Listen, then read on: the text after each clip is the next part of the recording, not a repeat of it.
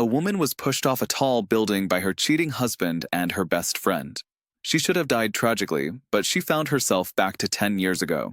Misa, who had not yet figured out the situation, looked around in horror. However, when she was about to take the elevator, her scumbag husband Tomoya from her previous life greeted her. Misa wanted to keep a distance from him, but he pulled Misa's hand.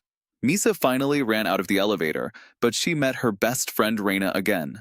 The two surrounded her from the front and the back, as if she had returned to the starting point of the nightmare. She was so scared that she ran away, fearing that she would repeat the same mistake. Misa remembered clearly that she should have fallen to death, so why did she return to the company? And why did Tomoya and Raina pretend that nothing had happened? Before her rebirth, Misa was terminally ill and was dying, but before she died, she received a call from the insurance company saying that her beneficiary had been changed to Tomoya. She went home, bearing the pain, and wanted to find out what was going on, but she heard Tomoya and Raina discussing how to spend the compensation.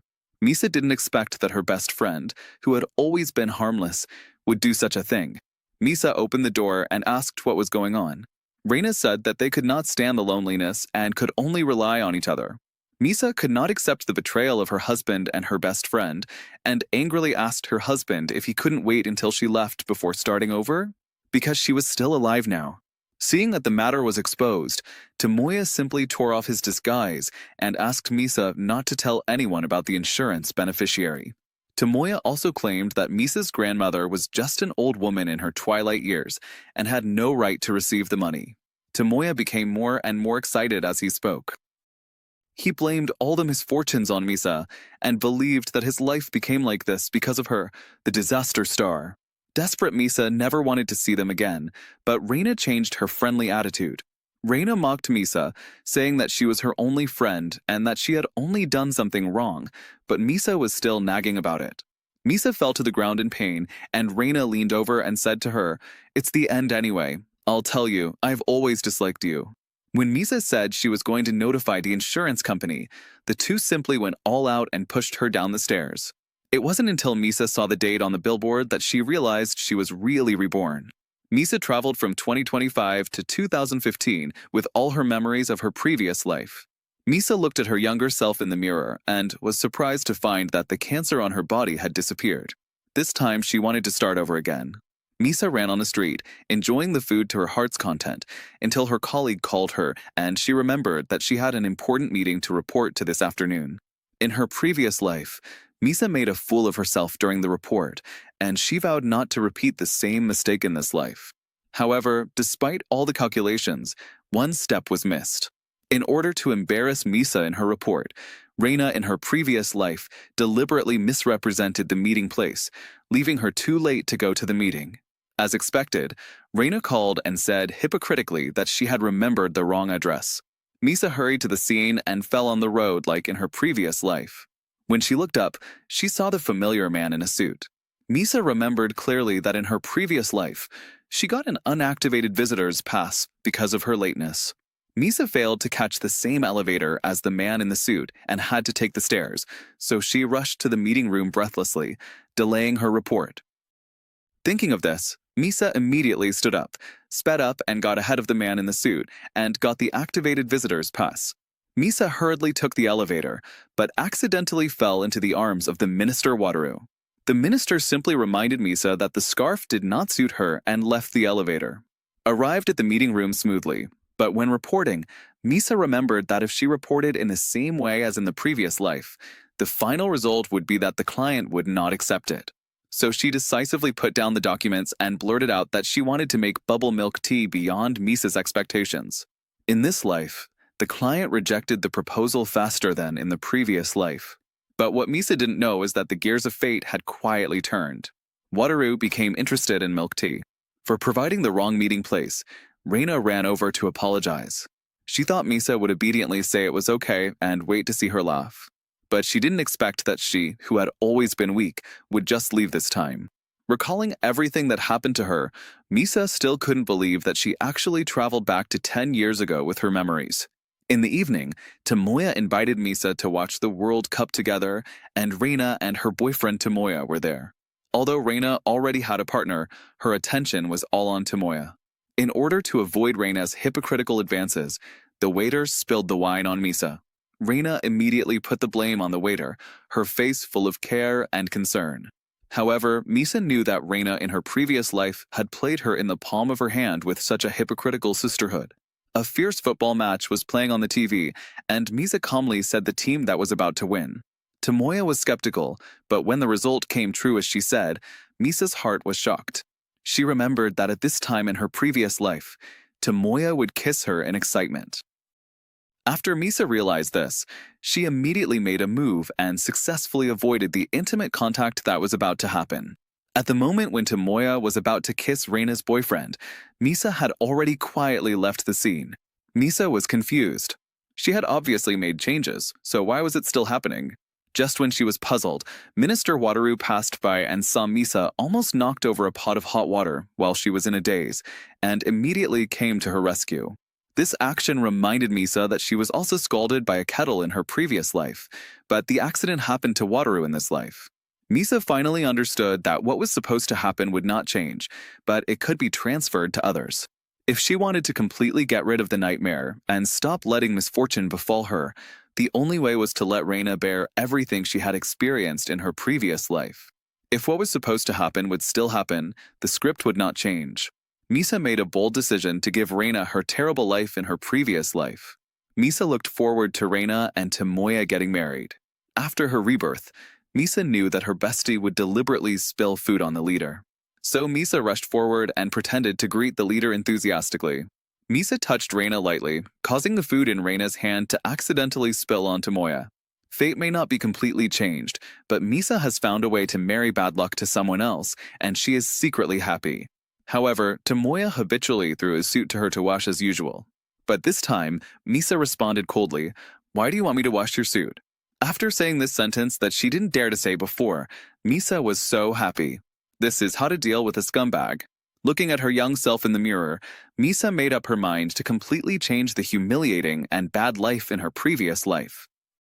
At this time, a girl's cry for help came from the bathroom, hoping that Misa could help her get a pack of sanitary napkins. The girl Mika thanked her repeatedly and complained that another girl had heard it just now, but pretended not to hear it. Misa knew that the person was Raina, a woman who looked gentle, but was dark and vicious inside. The next day, Misa went to a restaurant alone for dinner and unexpectedly met Wataru, a well-known director in the company. As the grandson of the rich second-generation president, Wataru was considered by her to be an unattainable figure. What Misa didn't know was that Wataru had been paying attention to her silently since her school days. It was just that she chose Tomoya that year, and Wataru could only watch silently from the side. While chatting with Wataru, Misa suddenly remembered that tomorrow was the class reunion that she would never forget. In her previous life, Misa walked into the party under the deception of Raina and was not only isolated but also ridiculed. Even when she went to the bathroom, Misa could hear others' cold words to her, while Raina pretended to be a good person and stood by her side. In her previous life, she chose to endure, but in this life, Misa would never swallow her anger again. Misa opened the social platform and unexpectedly saw a private message from Yudo, the boy she had a crush on in school days. This reminded her of how they were close in their previous life, but they drifted apart because of Raina's rumors. Raina herself, however, secretly met Yudo without her knowledge. Since then, her classmates began to distance themselves from Misa. Misa realized that Raina might be behind all this, so she angrily threw away all the photos of her and Raina in the room and cleaned up the items that Raina recommended her to buy one by one. At that moment, Misa felt extremely happy. Not long after, she met Wataru again by chance. With more contact, Misa gradually felt that he was not as distant as he seemed. But Misa still had doubts. Why did such a handsome, rich, and powerful character from a comic book appear frequently in her life? Misa laughed at herself and said that she had always met people with low moral character, and people with good moral character would never approach her. Perhaps this Wataru was just a hypocritical and despicable person. Misa was very conflicted. She couldn't trust others easily now. If she wrongly blamed Wataru, it would be bad. After dinner, Misa told Wataru that she wanted to buy some clothes. Wataru suddenly remembered that he had said her scarf was not good-looking a few days ago, so he apologized and offered compensation. Without waiting for her response, Wataru took her straight to the mall. However, when Misa saw the price tag, she was stunned. She was always frugal and couldn't bear to spend so much money on clothes. So the two turned to a nearby secondhand store, and she chose a satisfactory old dress. When they parted, Miku, who was helped by her in the bathroom yesterday, appeared. Mika learned that Misa was choosing clothes, and she encouraged her to buy them if she liked them and not to wrong herself. Misa suddenly remembered Tomoya's sarcastic words in her previous life. She no longer hesitated and completely changed her appearance with the help of Miko. The class reunion was held as scheduled at night. Just like in her previous life, her classmates talked about her behind her back, and at this moment, Misa was walking towards the reunion step by step. She was no longer the silent and retreating self. As soon as she appeared on the stage, she immediately amazed the audience. And Misa also sat in front of Raina and others and reminded them that they could continue to say bad things about her. Then several people also mocked Misa without hesitation. Misa asked everyone present why they hated her so much. The reason they hated Misa was because Misa spread rumors about Raina when she was a student. Misa was very surprised. The woman next to her said that Misa used insidious means because Raina and Yuta were in love. At this time, the schoolboy Yuta suddenly appeared, exposed Reina's true face in public, and apologized to Misa for the misunderstanding. At this moment, Misa finally vented her long-suppressed emotions. She angrily accused the other party of only listening to Reina's one-sided words and reprimanded Raina for not pretending to be a good person. Misa walked alone on the street in heavy rain, and a figure in front of her gradually became clear. Misa asked Wataru puzzledly why he always appeared in front of her. Wataru said affirmatively, "Although I am not a stalker or a rich kid, I can at least hold an umbrella for you." The next morning, Raina received a breakup call from her boyfriend, but she did not feel frustrated. Instead, she cheered up and prepared to find a backer again. She deliberately dropped the items in her hand, pretended to fall, and threw herself into the arms of the man in front of her, who was Wataru. When he saw his beloved woman being pushed off a tall building, he chose to travel back to 10 years ago.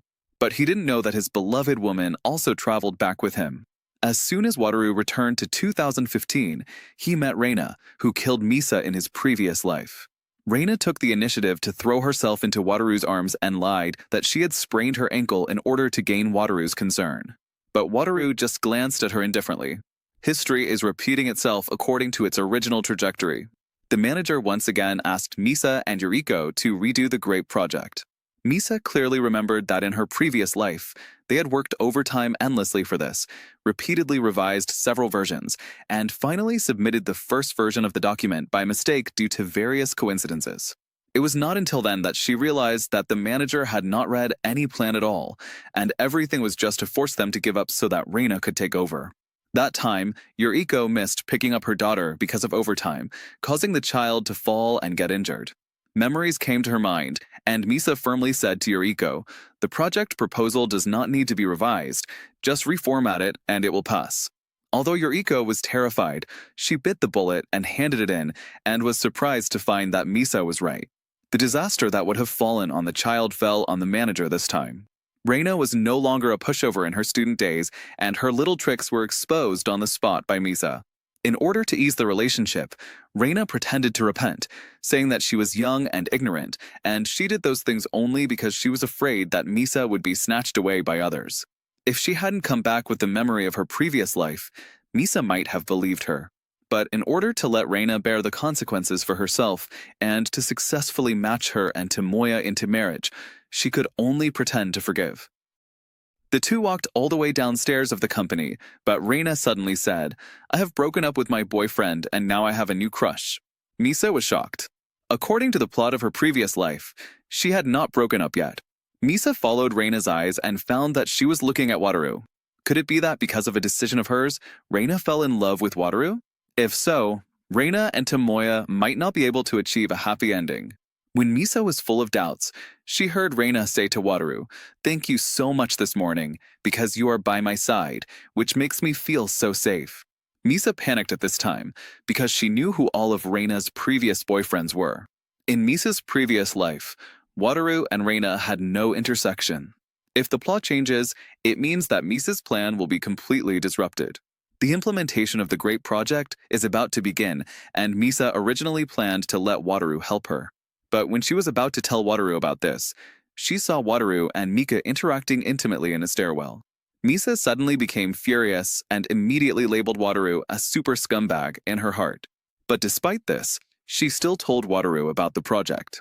Wataru also readily agreed to help, but Misa suddenly thought of his character, suddenly regretted it, turned around and left, and didn't even give Wataru a chance to explain.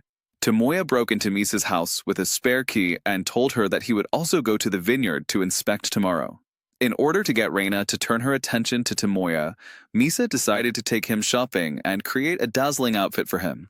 While shopping, she saw Raina's dynamic photo, in which she was hugging a man whose face was not shown. Misa subconsciously thought that the man was Wataru, but in fact it was Raina's ex-boyfriend. She threatened her ex-boyfriend to accompany her shopping and give her a breakup fee, otherwise she would go to his company. The next day, Misa saw Wataru and Miku arriving in the same car, and she became more and more convinced that he was a playboy. In Misa's eyes, every move he made seemed to attract Reina's attention. During the meal, Raina deliberately revealed that Misa and Tomoya were engaged. Upon hearing the news, Wataru looked at Misa angrily. This made Misa feel very puzzled. After the meal, Wataru found her and asked Misa why she was so hostile to him today. Seeing him pestering her again and again, Misa couldn't help it anymore. It's my freedom to marry whoever I want. If you have time to interfere in other people's lives, you might as well cherish Mika. Wataru said puzzledly, Mika. Misa said, I know you two are dating. Please don't be a scumbag. Wataru said, Mika is my sister. Wataru took out his cell phone and showed Misa his family photos and said that he was on a business trip yesterday and was not with Raina at all. Only then did Misa realize that she had misunderstood him. The two who had resolved the misunderstanding sat on a bench, eating grapes and laughing. This scene happened to be seen by Raina. On the way back, Raina took the initiative to ask to take a car with Wataru. She told Wataru that her mother died a long time ago and she had been feeling lonely all these years. She also revealed that she was single now. She envied Misa and always felt that no matter how hard she tried, she could not be better than her. Raina also said that Misa was smart and friendly to everyone, but it was not a good thing to be likable all the time. Raina praised herself and belittled Misa in her words, and she thought her words were clever and subtle.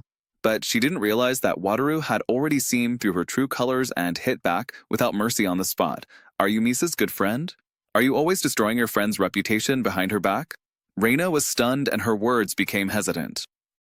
Finally, Wataru warned Raina that those who framed others but didn't care would definitely have retribution. Raina suddenly got out of the car, but for a moment she forgot that her feet were still sprained.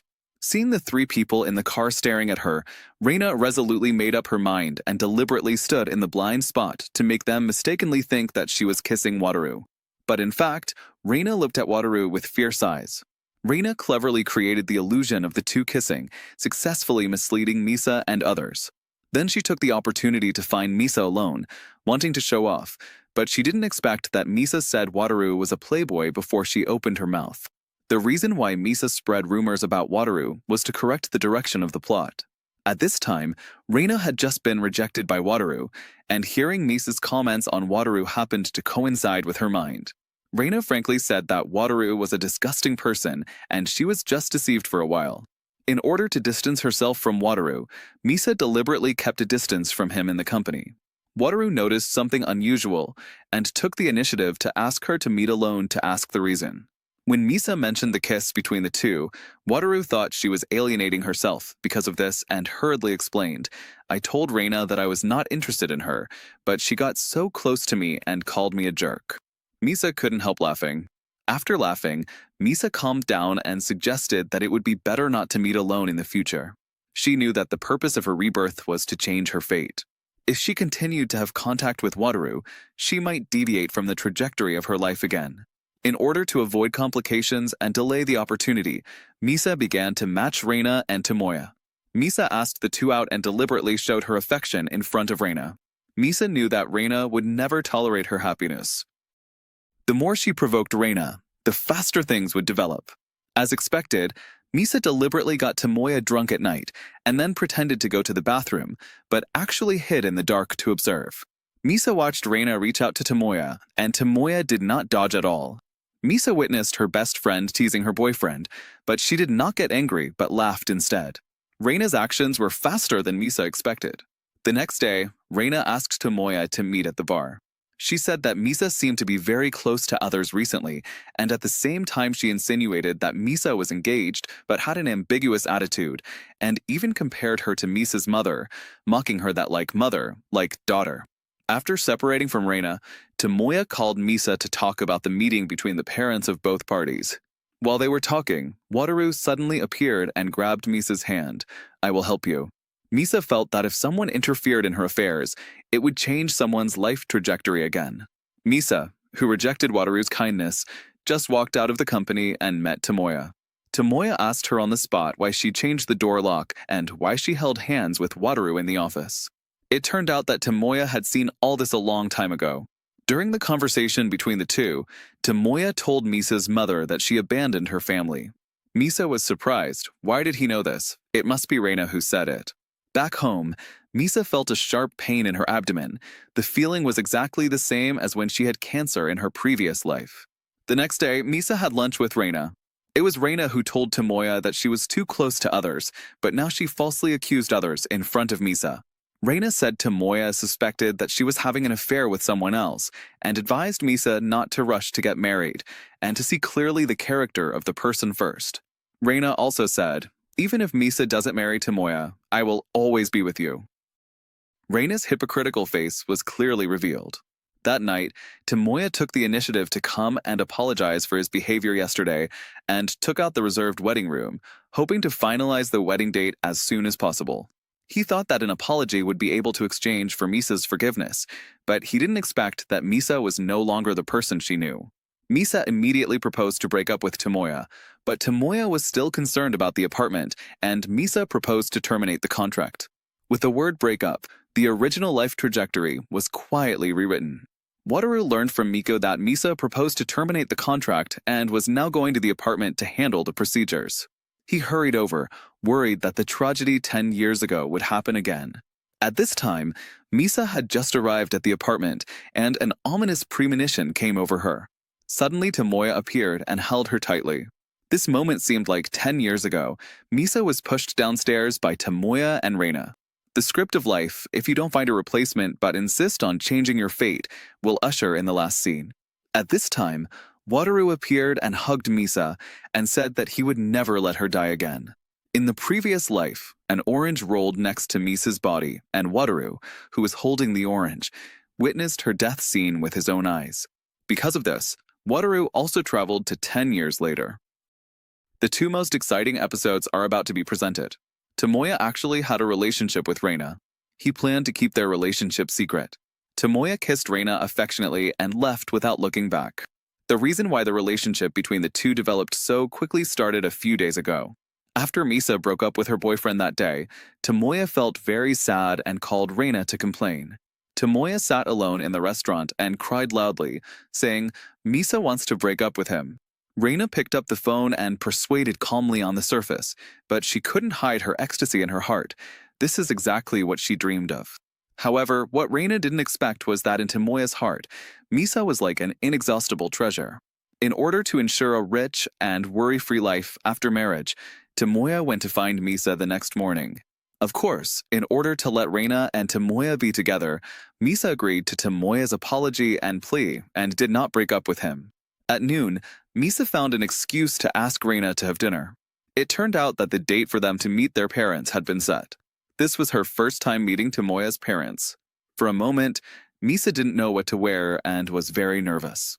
Misa said that Raina had a good taste in clothes, so Misa wanted to ask her for some advice and invited Raina to go shopping together when she had time. Raina said in surprise, "Aren't things going well between you and Tomoya?" Misa quickly denied it and then explained that Tomoya actually booked a new house yesterday and wanted to give her a big surprise. But Misa thought that she should discuss it with her in advance, so they had a big fight and just reconciled this morning. In order to make Raina feel that she was a coward, Misa first mentioned the old story of Raina and Tomoya about her mother, expressing her gratitude instead of anger. Misa thought it was hard to talk about this, but after Raina explained the whole story, she finally felt relieved. However, she still worried that Tomoya would have a grudge against her because of this. Not long after, the company held a grand product tasting event. Based on her memories before rebirth, Misa vaguely remembered that the president of Asahi department store was hospitalized for peanut allergy after eating their company's steamed buns. But it was not on the food ingredient list delivered to them. The president's wife said that a female employee gave it to them. Because Miko was in charge of the event kitchen booth, she became the scapegoat for this incident and was later transferred to a remote subsidiary. This time Misa would not let this happen again. When she was about to take the steamed buns with peanut flavor off the shelf, she found that Wataru had moved them to the back kitchen one step ahead. Misa went up to ask the reason, but was misunderstood by Wataru as taking the opportunity to be lazy and not working seriously. Looking at the backs of the two people walking away one after the other, Tomoya noticed that they seemed to still keep in touch. So Tomoya came to the hall to warn Wataru not to get close to his girlfriend. Unexpectedly, Wataru claimed that the two of them were completely incompatible. Tomoya was speechless and stood there in a stalemate. He angrily grabbed the white wine beside him and drank it all in one gulp. At this moment, the only thought in his mind was to drink to relieve his sorrow.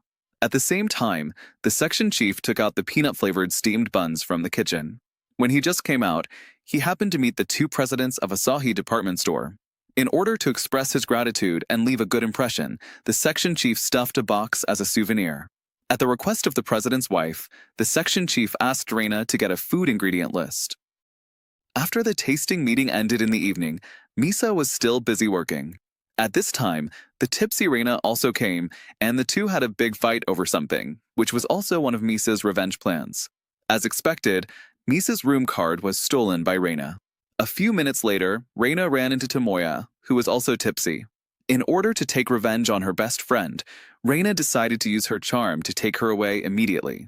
Raina gently put the room card on Tomoya's lips and solemnly told him, "Today is the only chance." How many people in the world can withstand such a test? As expected, Tomoya agreed. The two immediately called a taxi and left, intending to go to the hotel for further in-depth communication. This scene was watched by Misa. The best friend finally fell in love with her boyfriend, and the two finally took the next step. Misa shed tears of joy. Suddenly Wataru appeared with an umbrella, blocking this bad scene at the same time. Afterwards, the two went to a bar together, where they talked about many past events. The reason why Misa and Tomoya are together is because she was touched by some small details, and then Misa got drunk and passed out. At this time, Wataru dared to say what he had buried in his heart for a long time. He was very much looking forward to the life with Misa in the future, and hoped that the two of them, Miku, could support each other and do many things together. In a blink of an eye, time came to the next day, and the plot was still going on as before. Someone came to the door early in the morning and said that their president was hospitalized because of steamed buns. The culprit was all blamed on his food recipe. The section chief knew that Raina gave the wrong one, but he had other intentions, so he was ready to blame the newcomer Miko. Because she was in charge of the activity kitchen booth, she was about to force her to be the scapegoat. Misa was about to speak, but Wataru immediately appeared in time and said that he would be responsible for this matter. After get-off work, the section chief and Raina met in the garden. Seeing Raina with a worried look on her face, the section chief whispered to her not to worry. He first took out a bottle of drink from his clothes, and the section chief asked Raina to cheer up. The section chief finally promised that he would make Raina a formal employee when the contract was renewed next time, and he would also take care of yesterday's matter. However, the section chief must ask for some compensation for doing these things for Raina, that is, to go out together next time for 2 days and 1 night. Faced with the pleading of the pervert boss, Raina did not refuse immediately, but pretended to be very happy. Raina first made the section chief mistakenly believe that she really agreed, and then the section chief was like a child, jumping and left here very happily. When the section chief left, Raina threw away the drink with a look of disdain. Tomoya's mother intended to take the initiative in front of Miku's daughter-in-law, whom she had not met yet, by taking the opportunity of the first meeting. I thought everything would go as expected, but I didn't expect that Misa, who has always been diligent and frugal, was very strong this time. Misa's hairstyle and dressing style are completely different from usual. Seeing that her wishful thinking was about to fail, Tomoya's mother took prompt action and took the lead in starting from her own experience. She constantly instilled traditional housewife concepts into Misa, emphasizing that Mika should not only take care of her husband's 3 meals a day and other housework after marriage, but also have a stable job to maintain personal financial independence. The reason why Misa opposed so ruthlessly was because she vaguely remembered the day they met before rebirth. The future mother-in-law saw that Misa was dressed simply, and even the wedding venue, dishes, and wedding dress were all her responsibility. The days after marriage were even more miserable, although the couple lived in a new house. But the future mother-in-law would come almost every day, and every time she came to visit her son.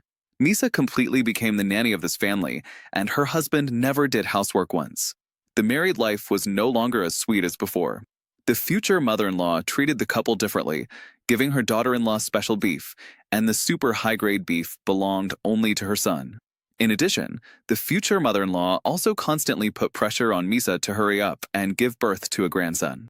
If Misa had not completed her mission and continued to give birth, she would have lived such a difficult life for many years, so she would not repeat the same mistake after her rebirth. The future mother-in-law was extremely strong. After a series of setbacks, she tried to completely suppress and control Misa. She said a resolute word with a loud voice, intending to force Misa to give up resistance and surrender. Sure enough, a woman without a father or a mother is useless. After saying that, the future mother-in-law arrogantly picked up the water cup to drink water. She thought she could win with this remark. But what she never expected was that Misa asked her a question in return. Aren't your parents gone now? Our parents are gone. Why do you want to talk about other people's parents? Such contempt. After the first meeting with the future mother-in-law, Misa left without stopping. But Tomoya grabbed Misa and asked her to bow her head and admit her mistake to his mother, otherwise their wedding would not be able to go on. Then the two quarreled over this matter. A few minutes later, Raina showed up in time to see the joke, but unexpectedly, Misa exposed the hidden relationship between the two on the spot and left the scene. Then Tomoya's parents came. When his mother saw the well-behaved girl greeted her, her irritable mood instantly became happy. Because such a weak Raina is the ideal model of Miku's daughter-in-law. At the same time, the minister and his employees came to the hospital to visit the president. According to the plot before rebirth, the president's wife would identify Miko as the person who delivered the ingredient list. And he would believe the statement and transfer Miko to a remote subsidiary afterwards. This time Wataru will not let his sister suffer any more grievances, although the president's wife once again identified that person as Miko. But before that, Wataru had set up a video recording device to record everything that happened that day. Wataru found out that he had really recognized the wrong person. The person who delivered the ingredient list was actually Raina, who had not yet been promoted. The next morning, Misa took her revenge plan one step further. When the employees were preparing to go to work and gathered in the public area downstairs, she shouted loudly and told how her best friend Raina had ruined her originally happy life. Instantly, everyone's eyes were focused on this, and the matter spread throughout the company.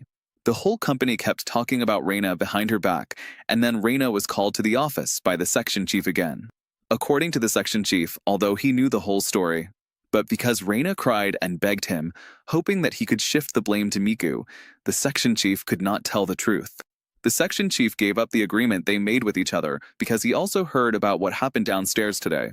In the end, the matter was investigated clearly, and then Misa discovered the mechanism after rebirth. As long as there is a replacement, the fate can be changed. Yuriko, the team leader, originally resigned because of power harassment, and now it has become Raina who resigned. Miku was originally transferred to a subsidiary company because of a peanut allergy incident, and now it has become the section chief who has been transferred to a subsidiary company. The original position of the section chief was replaced by Yuriko, and everything was thanks to director Wataru. When they came to a private party somewhere, the dismissed Raina came with her future mother-in-law, Tomoya's mother. It turned out that Raina had told her future mother-in-law about her relationship with Tomoya, so that she would have someone to rely on in the future. Raina said that she was pregnant, thinking about holding her grandson as soon as possible, and Tomoya's mother gave up Misa and chose Raina. When Raina was immersed in complacency, she did not realize that this was actually a conspiracy carefully planned by Misa. Misa's real purpose was to let Raina experience the difficult life after marriage. Suddenly the scene changed, and there were only 3 people in the scene. Raina and Misa stood on the stage, and there was only Wataru, a spectator below. Raina successfully stole her best friend Misa's fiancé. The mother-in-law, believing her daughter-in-law to be weak, began to take over all household affairs. She objected to her daughter-in-law's suggestion of a Hawaiian honeymoon after the wedding. She insisted on a traditional wedding venue, reflecting the times. She also insisted on having the wedding on Christmas Eve. From the wedding dress and evening gown to the wedding gifts, Raina was completely in control. Even before the marriage was finalized, the mother-in-law treated her daughter-in-law and her son differently. She only provided her daughter-in-law with inexpensive, discounted beef, while preserving the expensive, high-quality ingredients for her son. These experiences were originally Misa's fault, but to ensure her marriage to Tomoya went smoothly, the often hot-tempered Misa had to compromise. But Raina had already set the wedding date and venue, and her biggest concern now was that only a few guests would show up on the day. Although every colleague at her former company had received Raina's invitation, they all knew Raina's character and behavior well. Considering that her first wedding couldn't go wrong, she finally humbled herself and approached Misa. Raina pleaded with Misa to use her connections to help invite some guests to the wedding. To help reconcile Raina and her ex-boyfriend, Misa gladly agreed. Misa also agreed to Raina's second request, to invite Misa to speak on stage. Having accomplished her goal, Raina's face lit up with joy as soon as she stepped outside. Those who take others' kindness for granted often struggle to have true friends. After Raina left her apartment, Misa contacted all her colleagues one by one and called every high school classmate. The wedding day soon arrived, and Misa arrived on time, dressed to the nines. Seeing that everyone she had invited had arrived, Misa expressed her gratitude for their help. She then noticed that the classmates who had once ostracized her had also arrived. Happily, these former classmates had put aside their past prejudices and hostility and apologized to Misa for their past misconduct. With Wataru's help, Misa and the others successfully entered the wedding venue. Everything that had happened today was transferred directly to Raina. Misa then began her speech. In the first half of her speech, Misa primarily expressed her admiration and gratitude for Raina. In the second half, Misa turned off her microphone and said something different from what she had said earlier. Without stopping, Misa resolutely turned and left, slowly strolling through the deserted streets. Suddenly, Wataru approached, holding a coat. To protect Misa from catching a cold, Wataru suggested finding an indoor place to rest. However, after searching around, all the places were fully booked, as it was Christmas Eve, a special day. Since Wataru's house was nearby, Misa arrived quickly. As soon as she opened the door, Wataru turned on the heater and went to the kitchen to make her some hojicha. While Misa was there, she noticed that Wataru also kept a small turtle. However, upon closer inspection, the turtle struck her as remarkably familiar, a resemblance to her former, taciturn friend.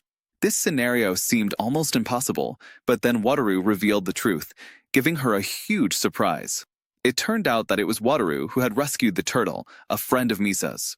Misa couldn't hide her joy, tears welling up in her eyes. Seeing this, Wataru considerately handed her a handkerchief he had brought with him.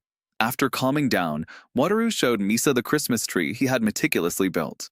The two of them gazed out the window together, admiring the beautiful view.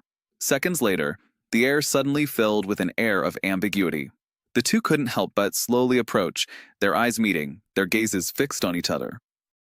As expected, they embraced and kissed passionately. Though the wedding had concluded successfully, Raina still wondered what the profound meaning of Misa's final words were. Today was the couple's housewarming day.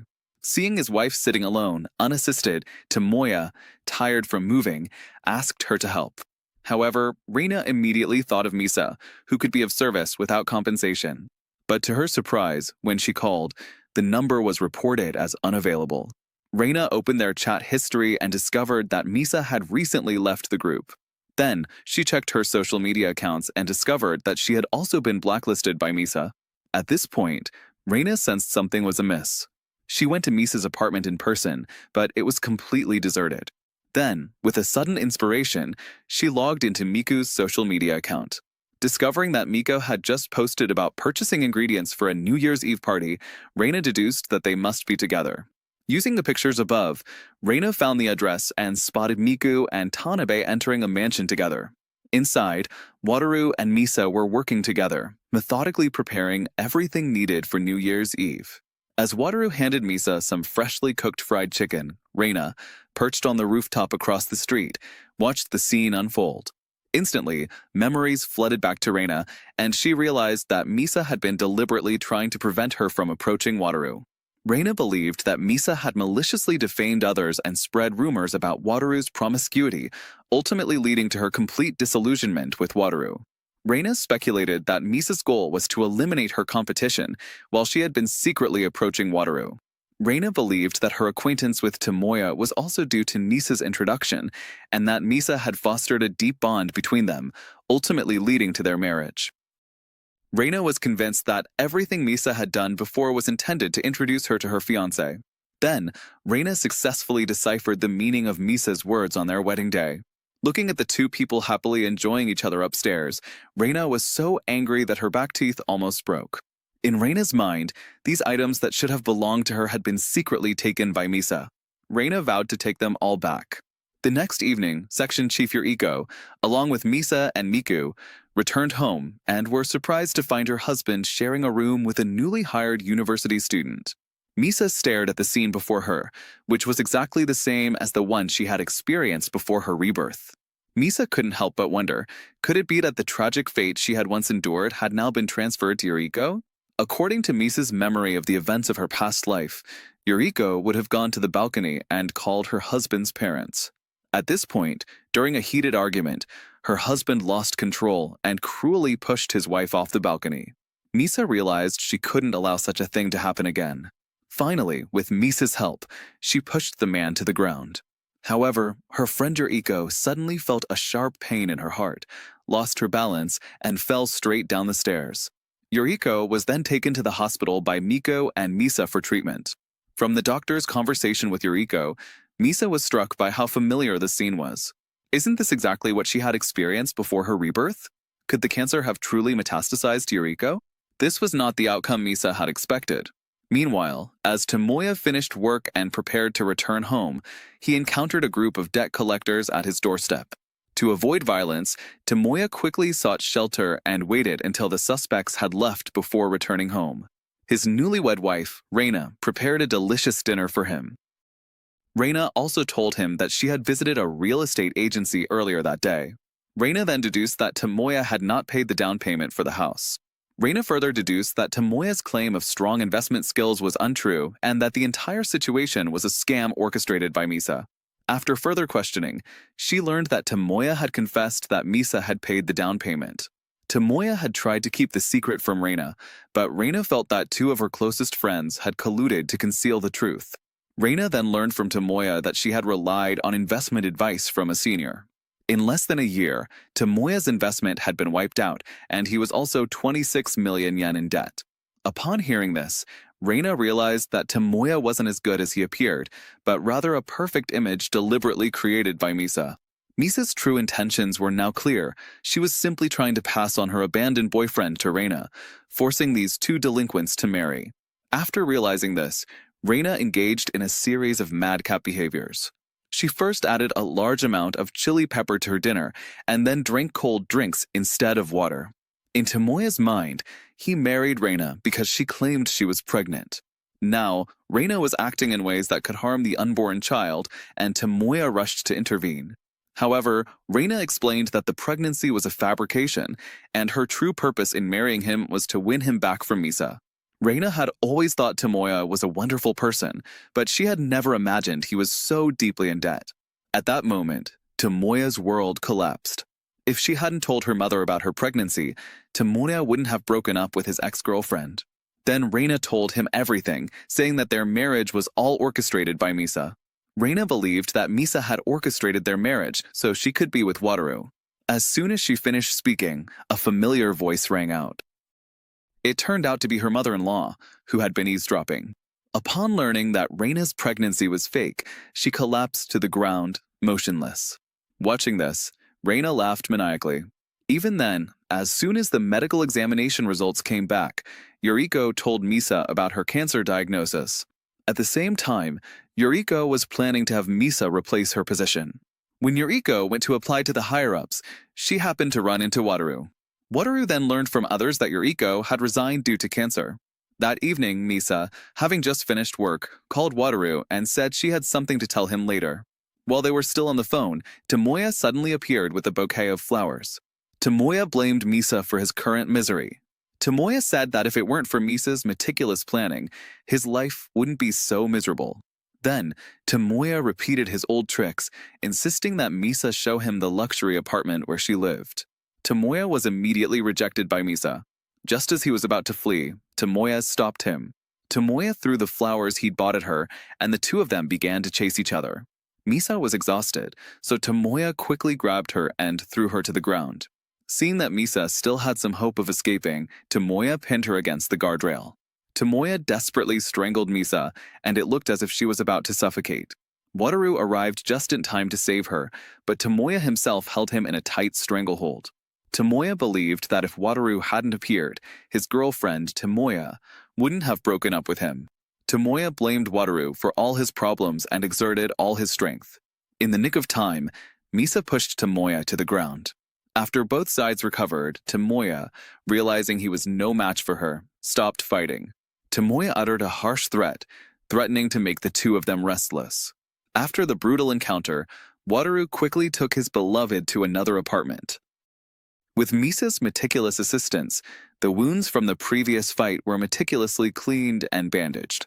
Afterward, Misa confessed the secret of her rebirth to Wataru, including how she was pushed down the stairs by Tomoya and Raina, and the unfortunate experience of having cancer before her rebirth, which had now spread to her best friend.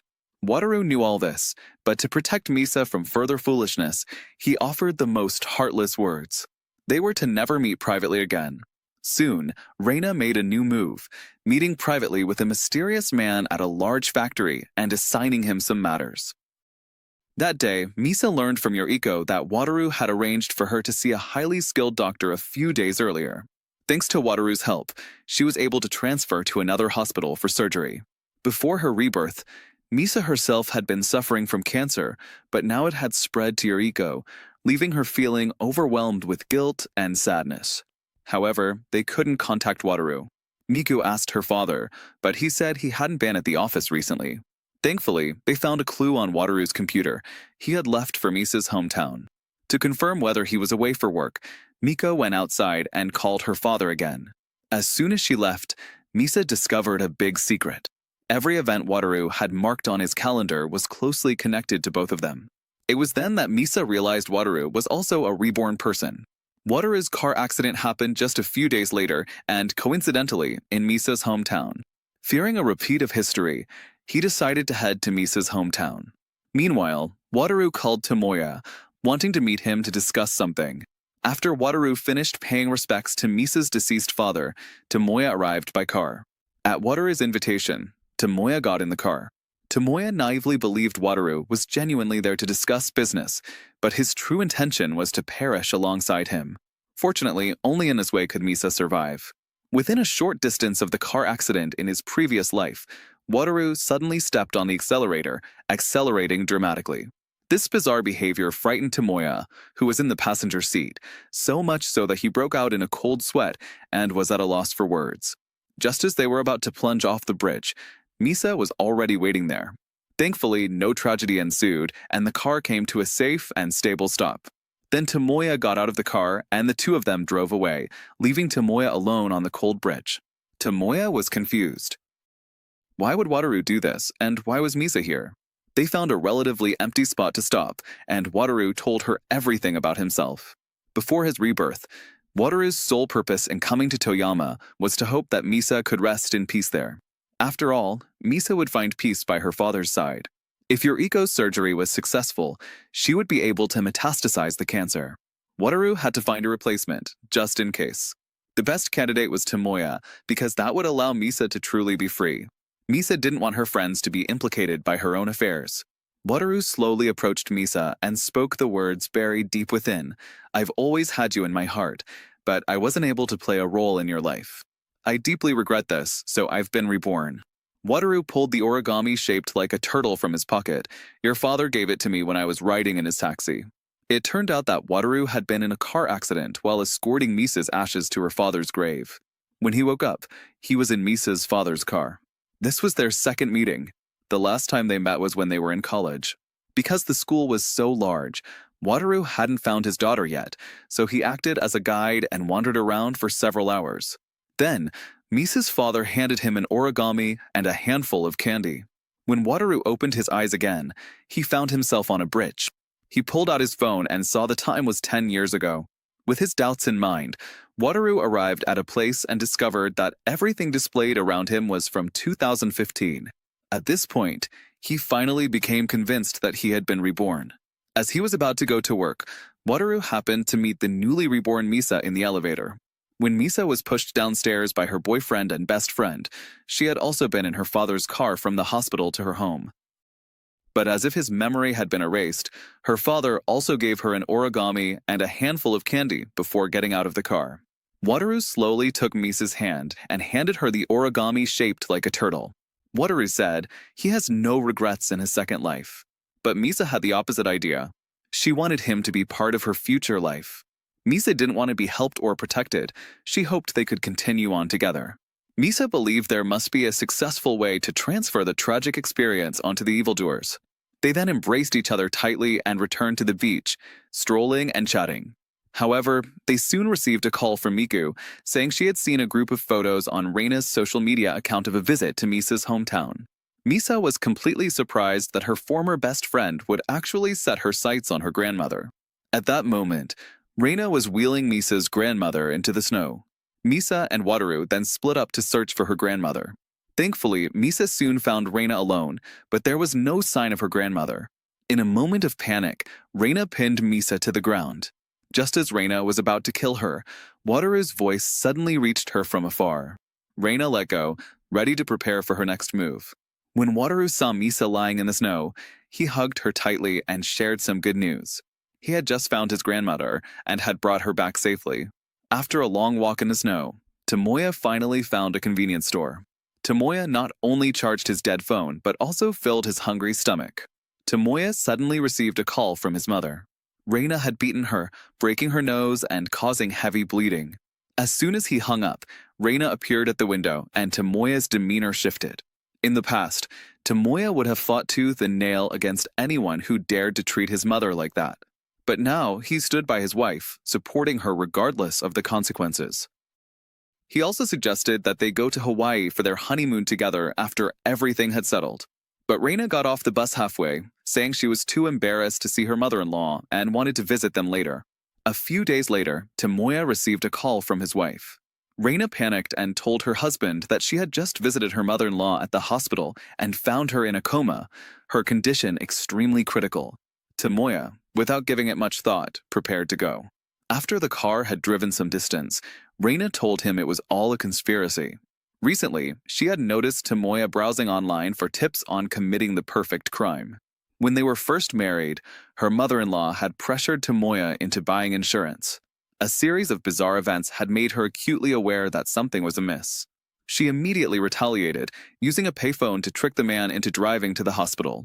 In reality, she had secretly tampered with the car. The brakes had completely failed. In his final moments, Tomoya called Misa, sincerely apologizing for his past actions and promising to cherish and care for her even more if he could do it over again. The car then had an accident, crashing into a nearby guardrail. Tomoya was rushed to the hospital for emergency treatment. Through a final phone call, the police quickly located Misa and Wataru.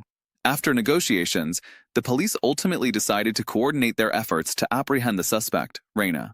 The next morning, Wataru received a call from Raina. Raina hoped to have a final, heart-to-heart talk with her only friend, Misa, before her arrest. However, Wataru did not inform Misa of the incident, instead choosing to report it to the police, intent on bringing Wataru to justice. What he didn't realize was that Raina had anticipated all of this.